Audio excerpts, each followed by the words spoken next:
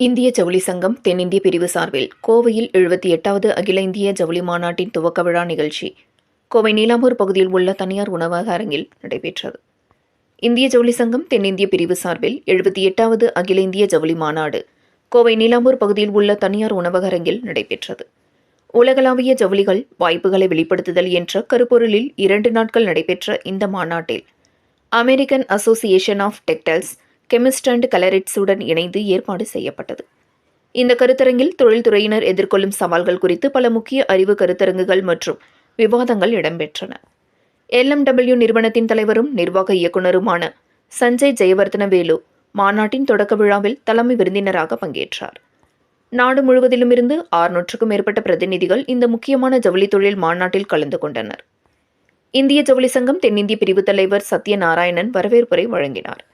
இந்திய ஜவுளி சங்கத்தின் தேசிய தலைவர் TL பட்டேல் ஜவுளித்துறைக்கு இந்த சங்கத்தின் பங்களிப்பு குறித்து பேசினார்.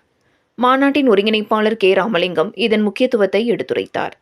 இந்த நிகழ்வில் இந்திய ஜவுளி சங்கத்தின் அடுத்த தலைவர் விஜ் மற்றும் பிரீமியர் மில்ஸ் நிர்வாக இயக்குநர் டாக்டர் KV சீனிவாசன் சிறப்புரை வழங்கினார். ஜவுளித்துறையில் மூலப்பொருளான பருத்தி தன்னிறைவு பெற்ற நாடுகளில் இந்தியாவும் ஒன்றாக உள்ளது.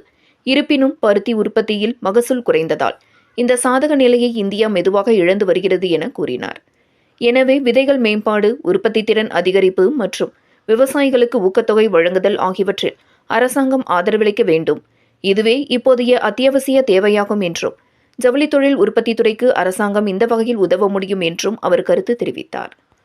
தொடர்ந்து LMW தலைவர் சஞ்சய் ஜெயவர்தனவேலு அவர்களின் கரங்களால் பள்ளிப்பாளையம் பல்லவா குழுமத்தின் நிர்வாக இயக்குநர் துரை பழனிசாமி மற்றும் தேனி LS மில்ஸ் லிமிடெட் தலைவர் S. மணிவண்ணன் ஆகியோருக்கு தொழில்சார் சிறப்பு விருதுகள் வழங்கி கௌரவிக்கப்பட்டதுடன் KM நெட்வேர் நிறுவனத்தின் நிர்வாக இயக்குநர் KM சுப்பிரமணியம் மாநாட்டின் மலரை வெளியிட்டார். அதன் முதல் பிரதியை ஸ்லோக்ஷனா காட்டன் ஸ்பின்னிங் மில்ஸ் நிர்வாக இயக்குநர் கிருஷ்ணகுமார் பெற்றுக்கொண்டார்.